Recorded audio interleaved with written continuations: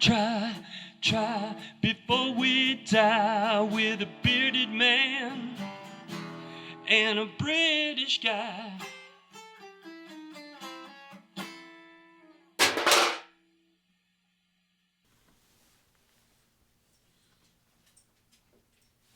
If it's not a regular, you got something wrong with your head. Do we need to tighten it up? You're a little swivelly sometimes. Just kills me. Some of the things you come up with. Really? Yeah. Could you give me an example? I go on 3. I go on 3. It's a bonus episode. It is a bonus episode. Everybody. It's a bonus episode. And one of the ways we know it's a bonus episode is that, Mal, you changed your shirt. Again? It's like a bonus. It is like a bonus. We've really gone over this wardrobe thing. It's been hammered home multiple times. Now that my significant other, my special wife, has now said that... As opposed to your unspecial wife? Unspecial wife. Do they know each other? Nope. So I won't tell them. Jess!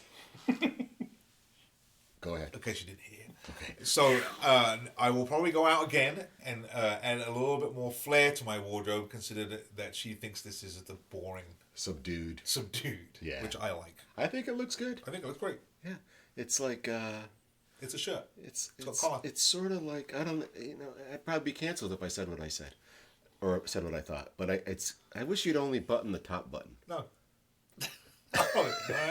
Maybe one time. When summer comes. Okay.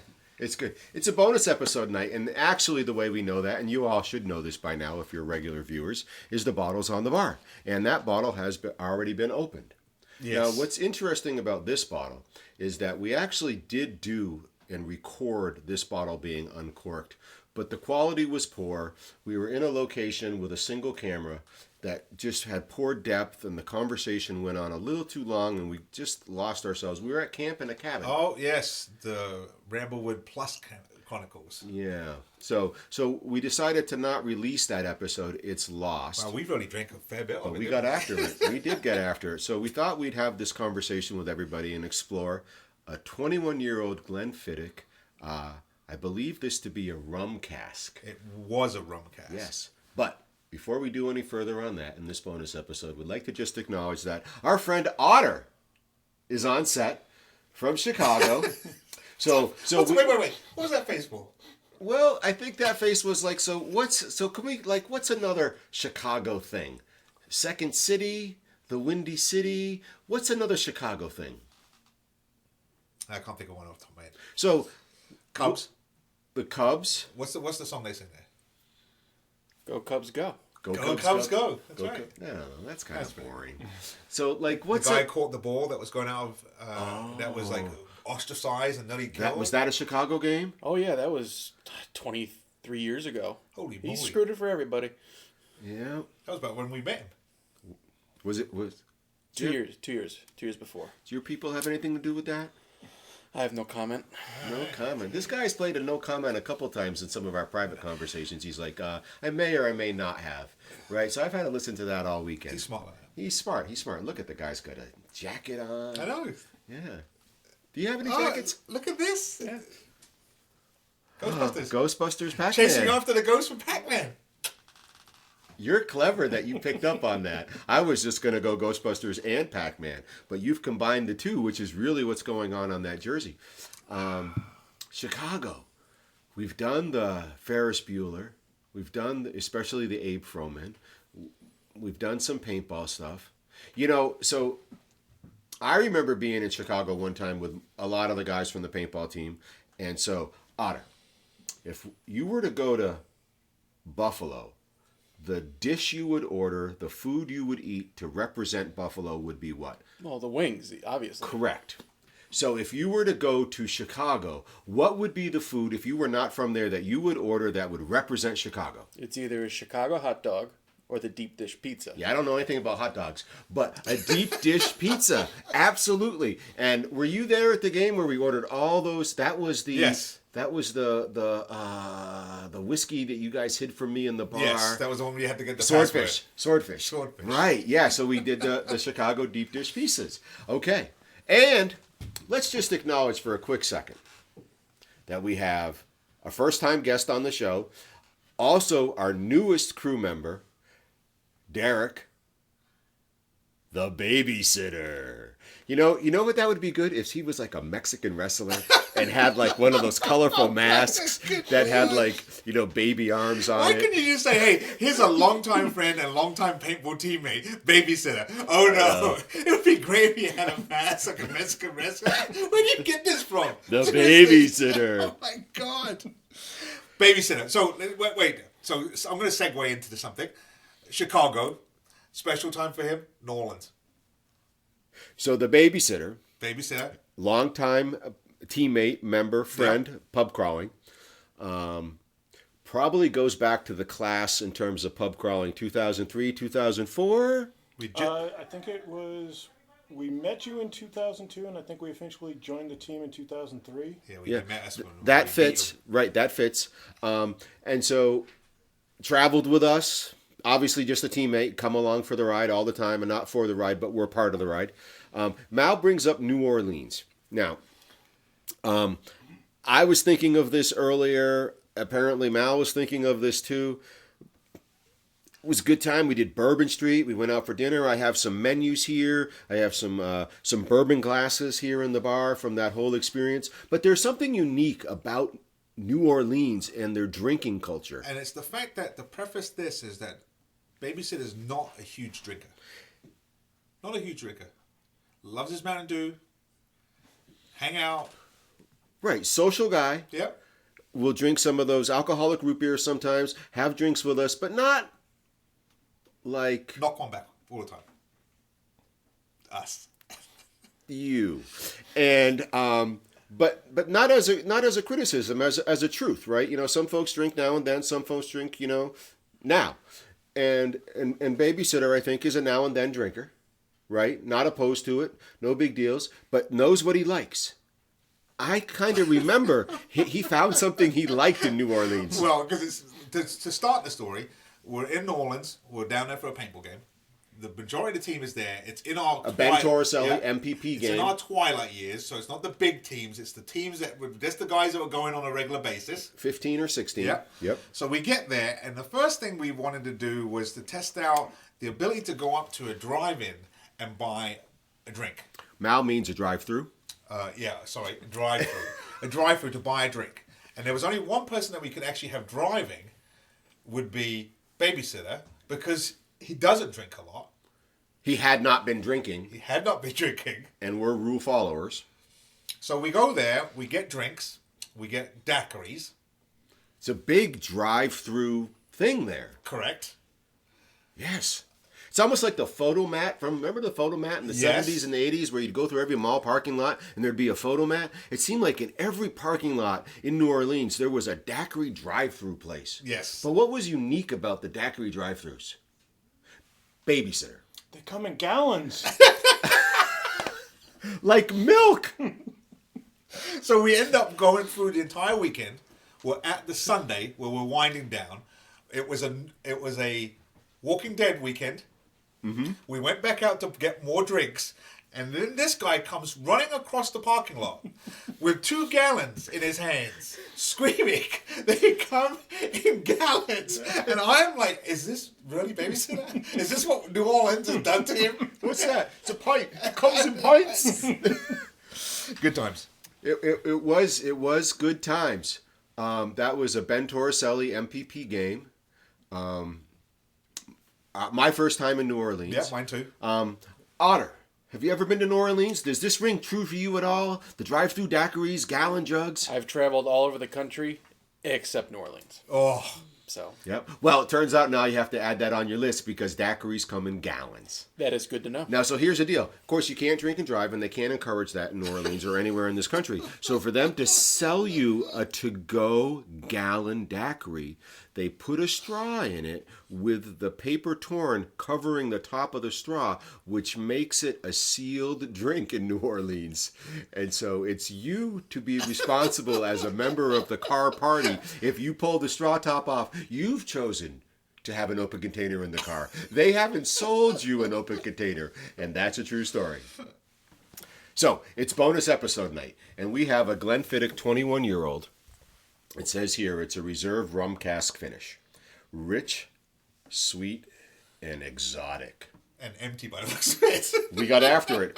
So at some point we'll talk on WTF, Whiskey Today's Fact, about the importance of not being afraid to finish your bottles, because we now have more oxygen in this bottle than we have whiskey. And so we don't want to degrade the flavors over too long of a time. So this bottle is less than a year opened because it was last summer. Yes. It's this spring. And so it is time to have some more of this whiskey. I don't know if we'll finish it on air tonight. So we have a 21-year-old Glenfiddich. Otter, any familiarity with the Glenfiddichs? Not too much, unfortunately. Want to guess the region? Well, Don't say Scotland. I would have said Scotland. Then he would have rolled his eyes and go, "Mow." Speyside. Awesome job! Otter has hit that out of the park. It is a Speyside. You knew that, right, Mel? No, but now I do because of honor. Yeah. It's a Speyside color. Yeah. Babysitter, do you know why Speyside region is called Speyside? Because of the Spey River. The River Spey. You've been watching the show as well. Yes. Correct. So we have a Rum Cask Reserve, Speyside, 21-year-old Glenfiddich.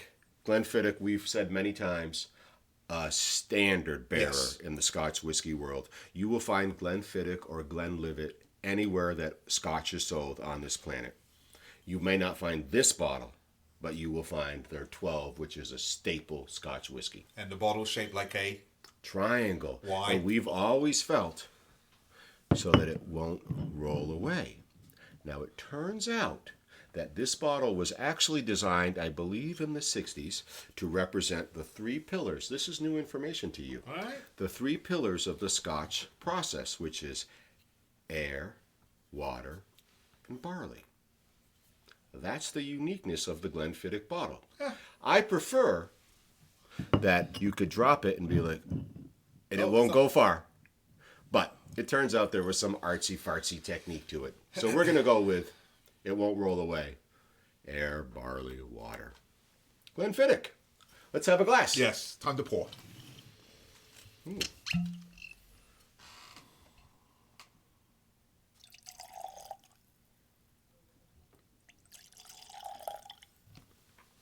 be scared.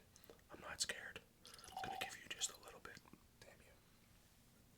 I'm going to give Babysitter a lot because he likes it by the gallon. It was his face as well. Yeah, it was like, I won the lottery, guys. I got 2 gumballs from the quarter machine. Look. I'm like, oh my lord, what have we done? What has New Orleans done? Okay, a 21. So first off, let's just appreciate that we have a 21-year-old glass of whiskey in front of us. 21 years old. Let's appreciate that it spent time in probably an American bourbon cask and then was transferred to a rum cask. Our colleague, teammate, friend has asked us, a G-Man has asked us to always consider in the rum cask world, is it a white rum, is it a dark rum, or is it a spiced rum? So let's pay attention on our nose if we're picking up any flavors related to rum. And then let's move on from there. We'll do legs. So Derek, what would you call this color? How would you describe that? And you can go from light wine all the way to dark gold.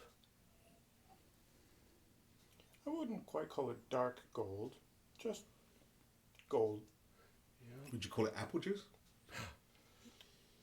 A hair darker than apple juice, but pretty close. Yeah. Maybe a light apple cider.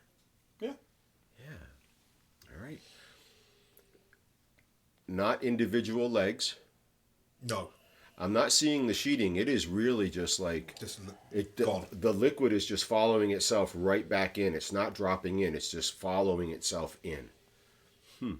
On the nose. Sweet. Very sweet. Otter, one of the neat things is when you do the nosing is to really just go for it to find out if it's going to burn and give you that little like rejection. I didn't have any of that.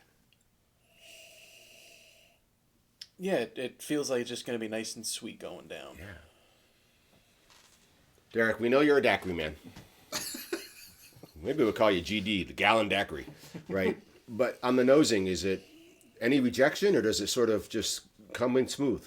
That's quite smooth, yeah. Yeah. All right. So it Well, almost welcomes you to try it. yeah. It's like, come on, I dare you. Yeah. Yeah.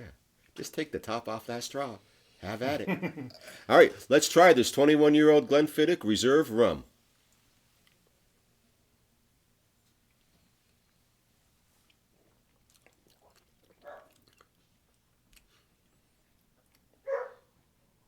Wow.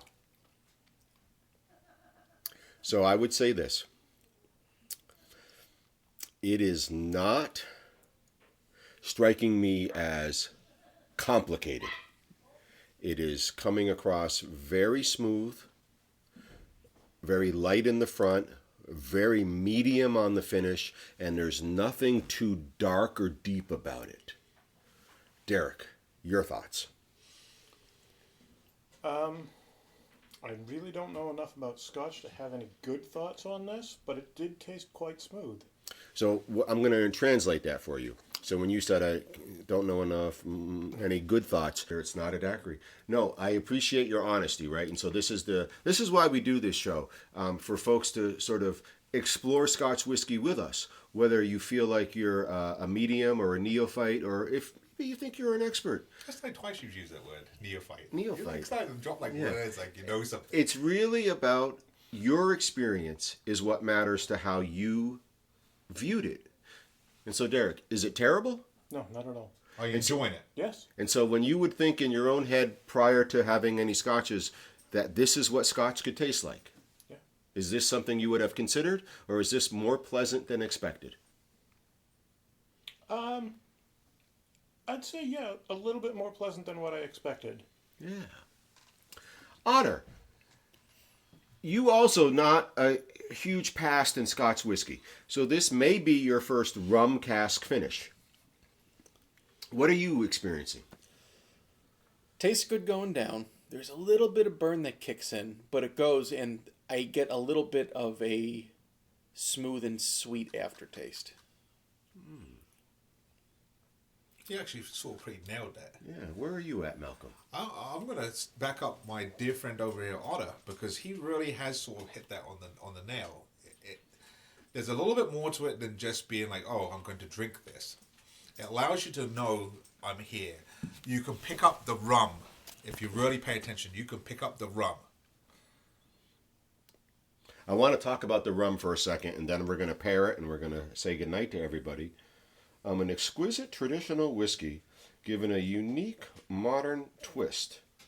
Our innovative rum cask finish adds extra sweet and exotic notes, creating a rich, decadent, and luxurious single malt. So it's not leading us anywhere, but if I was going to go somewhere with this, I feel like I would go to sort of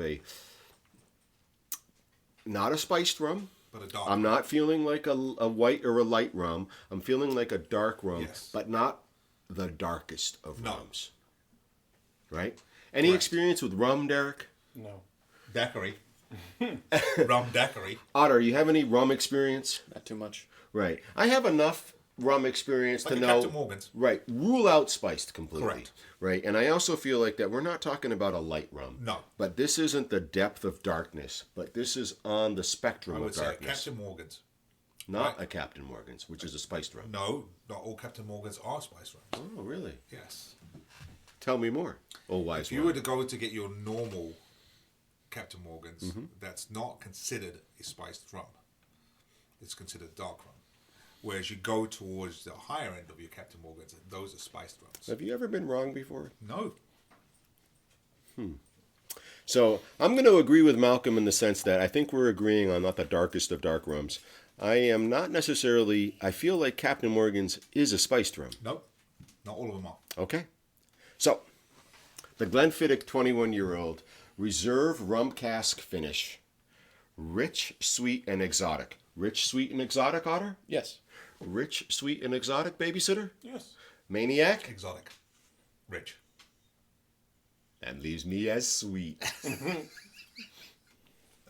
So, tonight we travel to Hungary, where their traditional toast to say cheers or to toast you in a drinking circumstance would be to your health, In Hungary, it's pronounced as, gentlemen, Egészség Gedre.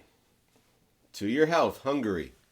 Now, Malcolm, I really think all Captain Morgans are spiced rums, and I'm getting some feedback from the crew that you're wrong and I'm right. Nope. I'm just telling you. No. Will you just look over there to your right? Yeah.